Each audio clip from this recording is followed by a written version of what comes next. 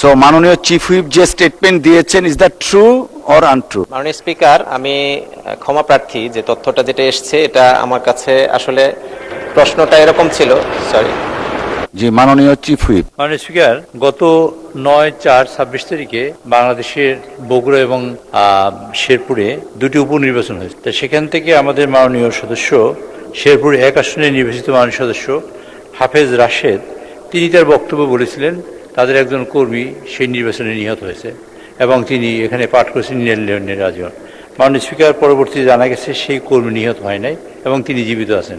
কাজে এই বিষয়টি যেহেতু সংসদে এসছে, না জীবিত আছেন, যেহেতু বিষয়টি সংসদে এসছে এবং রেকর্ড হয়েছে, সুতরাং এই বিষয়টি আপনি এক্সপান্স করার জন্য আমি আপনাকে অনুরোধ করছি।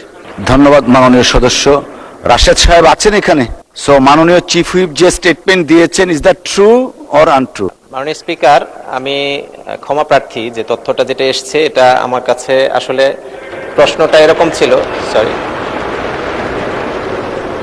প্রশ্নটা এরকম ছিল যে আমাদের আগে যে নির্বাচনে যিনি নিহত হয়েছেন তার সংবাদটা আমি তথ্যটা উপস্থাপন না করার কারণে আমাকে পাশ থেকে চিরকুটটা লেখা হয়। কিন্তু আমি পড়তে গিয়ে আগে শব্দটা তখন দেখিনি।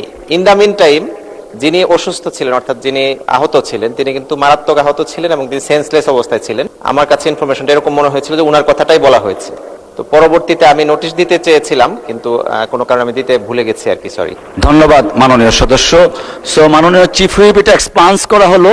At the same time all the members, honourable members, আমরা যখন মহান সংসদে যে কোনো স্টেটমেন্ট দেই, আমরা নিজেরা ক্লারিফিকেশন করে মহান সংসদে উপস্থাপিত করব ভবিষ্যতে। ধন্যবাদ সকলকে।